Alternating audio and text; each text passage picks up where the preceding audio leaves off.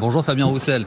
Bonjour. Bon, là on est en direct, cette image, elle est belle. Elle vous fait sourire, vous aussi? Bien sûr, parce que j'ai suivi, parce que c'est une performance technologique, c'est aussi une performance humaine, et ce sont vraiment des champions de nos océans, ceux qui font ce Vendée Globe.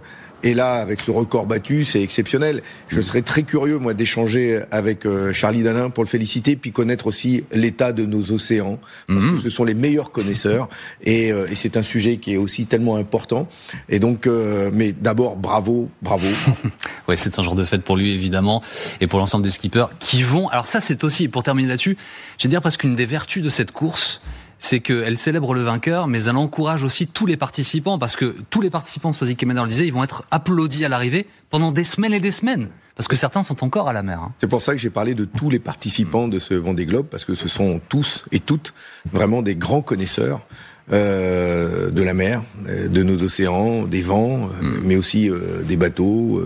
Il y a une solidarité entre eux qui est très très forte. Donc voilà, chapeau. Alors Fabien Roussel, l'actualité politique est évidemment extrêmement dense aujourd'hui. Discours de politique générale de François Bayrou. La première information, c'est que les socialistes ont quitté Matignon très tard hier soir en disant rien. Nous n'avons pas obtenu d'accord, notamment sur les retraites, qui est le point principal d'achoppement. Est-ce que vous les avez eus au téléphone ce matin, si vous avez pu échanger avec eux, et qu'en est-il exactement ? Oui, on a échangé hier soir, y compris avec Marine Tondelier, parce que les discussions que nous avons eues avec le gouvernement, chacun de notre côté ou ensemble, se sont prolongés jusqu'à hier soir. Nous-mêmes, nous étions en discussion avec Éric Lombard et Amélie de Montchalin. Les ministres de Bercy. Ouais, hier soir, je sais plus quelle heure il était, 22h. Et donc nous poussons le plus possible des avancées concrètes pour nos concitoyens, pour leur pouvoir d'achat, pour le travail, avec la réforme des retraites. Et vous avez obtenu quelque chose ? Nous verrons bien ce que va annoncer le Premier ministre. Mais est-ce que, comme les autres de vos partenaires, vous êtes plutôt sceptique ou pessimiste ? Bon, d'abord, moi, je souhaite rester un optimiste, pas un optimiste béat, mais quelqu'un qui est plutôt combatif dans l'âme. Et si nous avons discuté jusqu'à hier soir tard, c'est d'abord parce que nous voulons obtenir des avancées.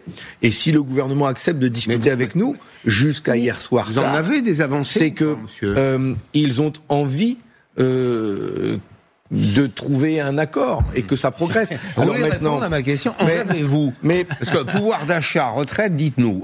Qu'est-ce que vous avez obtenu ? Maintenant, nous avons tout dit hier et là, on est ce matin. Et on attend. Bah ouais, mais on attend. Moi maintenant, je vais attendre le discours de politique générale. Est-ce qu'il va y avoir des annonces concernant les salaires ?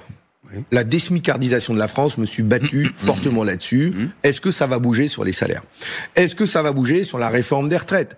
Et on ne se contentera pas, je le dis, ça fait partie de la discussion d'hier soir, on ne se contentera pas d'une suspension suspendue à une conférence sociale dans 6 mois. Donc c'est la suspension maintenant. Non mais si c'est ça, on l'a dit, c'est pas crédible. Nous savons très bien, je l'ai redit hier au ministre de l'économie et des finances, nous savons très bien qu'il est possible, et nous le demandons, qu'il y ait une conférence sociale dans les semaines qui viennent, on peut le faire, chacun connaît les arguments des uns et des autres, et que derrière cette conférence sociale, il y ait un projet de loi qui suspende la réforme, et pour que ceux qui ont 62 ans et 6 mois ou 9 mois puissent partir en retraite dans les 6 mois qui viennent, parce qu'il faudra 6 mois pour mettre en œuvre la réforme après l'adoption d'un texte de loi. Fabien Roussel, pour qu'on comprenne bien, vous voulez entendre cet après-midi suspension maintenant, conférence sociale et loi. Dans cet ordre-là. Non, mais je vais être très clair avec vous. Olivier Faure dit à l'instant que nous sommes à quelques heures d'un accord possible. Moi, je ne m'arrêterai pas sur la sémantique et sur les mots. Je l'ai dit. Donc, je ne me braquerai pas sur les mots. Je veux du concret. Le concret, c'est annoncer. Et le calendrier. Voilà. Le concret, c'est un calendrier le plus resserré possible pour qu'on puisse annoncer rapidement à des salariés qu'ils vont pouvoir partir en retraite dans 6, 7, 8 mois. L'échéance, c'est le mois de septembre. Donc, oui, mais il y a 500 000 personnes concernées au mois de septembre. C'est beaucoup moins, mais on verra. En tout cas, ça peut aller vite, et nous demandons à ce que ça aille vite, et que dès cet été, ou septembre, des salariés puissent partir en retraite. Ensuite, nous demandons bien sûr des mesures de pouvoir d'achat. Alors on va y revenir dans un instant, Fabien Roussel. Aucune taxation, aucun prélèvement supplémentaire. On va y revenir dans quelques secondes. Nos concitoyens, mais nous, on demande un coup de pouce sur les salaires. Fabien Roussel, indispensable. Restez avec nous. Fabien Roussel, l'invité de 6-9 ce matin en direct sur LCI, évidemment. À tout de suite. Fabien Roussel est notre invité ce matin sur LCI. Olivier Faure affirme à l'instant: j'ai fait une proposition de compromis dans la nuit à François Bayrou. Nous sommes peut-être à quelques heures d'un accord. Vous avez des informations sur la nature de ce compromis ? Mais en fait, nous poussons ensemble des mesures concrètes concernant les retraites, mais aussi sur le pouvoir d'achat. Et maintenant, c'est à l'arbitrage du Premier ministre. La balle est dans son camp. Nous, tout ce que nous disons, c'est que les Français attendent du changement, et du changement par rapport au précédent gouvernement, et notamment de M. Barnier, sinon il y aura les mêmes conséquences. Donc s'il y a une avancée, eh bien, on jugera comment il faut apprécier cette avancée. Le pouvoir d'achat, qu'est-ce qui peut être fait, par exemple ? Qu'est-ce que vous souhaitez ? Nous, notamment, nous avons mis en avant deux choses très importantes. C'est d'abord les salaires, un coup de pouce sur le SMIC et une conférence sociale pour travailler sur une indexation des salaires sur l'inflation, c'est ce que nous demandons, mais on verra. Ça se négocie. Ça se négocie. Et d'ailleurs, je dis qu'une hausse des salaires, c'est tout de suite des cotisations en plus qui rentrent pour financer les retraites. Donc c'est positif. Et nous demandons une baisse de la facture énergétique.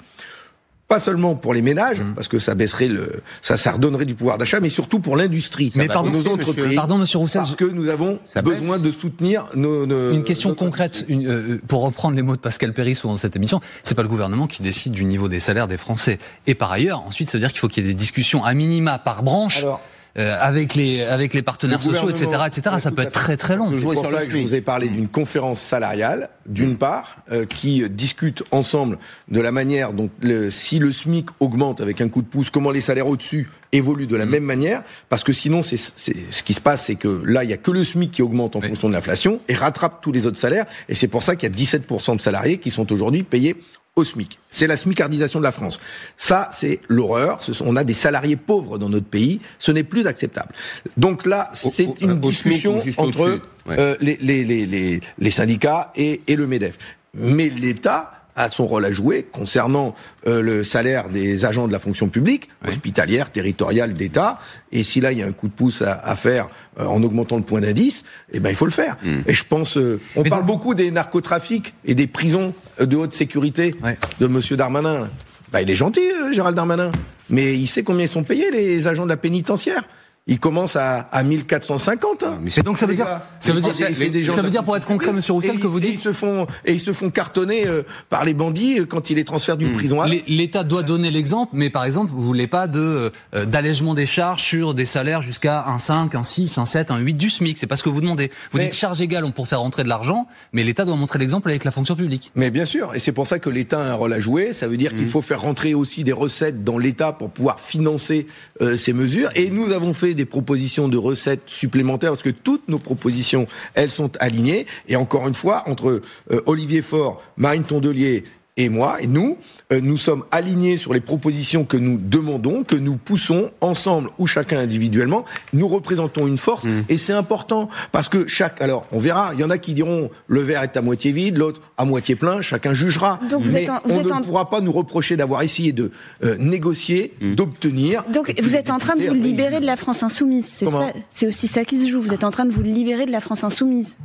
Je me sentais pas emprisonné d'une part, et ensuite nous avons fait le choix à gauche, les trois forces politiques que je viens de citer, nous avons fait le choix ensemble de discuter, d'essayer d'obtenir, et ensuite, encore une fois, les députés sont libres et décideront de censurer ou pas. Et nous avons eu une attitude différente de la France insoumise. Monsieur Roussel, il faut sortir là de cette situation, de ce brouillard. Enfin, bon, vous êtes sensible quand même à la situation économique de ce pays, vous le voyez bien, les ménages retiennent leurs revenus, surépargnent, les entreprises n'investissent plus. Enfin, le coût de l'incertitude est supérieur pratiquement maintenant au coût d'une petite réforme. que vous devriez pouvoir accepter comme républicain. C'est ce que je veux dire. J'ai conscience que la France est dans une situation qui est dramatique, sérieuse, de pas avoir de budget, de pas donner de lisibilité tant aux entreprises, mais aussi qu'aux communes, aux collectivités, mais aussi qu'aux ménages. Mais à tout le monde. Et quand je pense, quand je vois quand je discute avec les Français que je croise, eh bien, ce que j'entends, c'est grave quand même. Hein. Oui, mais ils vous disent trouver un accord. Ils me disent surtout. Mais enfin, ils me disent surtout, ça sert à quoi de voter? On ne croit plus dans la politique. Ouais. C'est bien que vous négociez avec Bayrou, M. Roussel, mais ça va servir à quoi? M. Macron, il nomme toujours les mêmes. Ils ont perdu, ils sont encore élus. C'est Madame. Mais donc mais justement. Alors vous pensez que ça peut être différent? Il y a un fossé qui se creuse.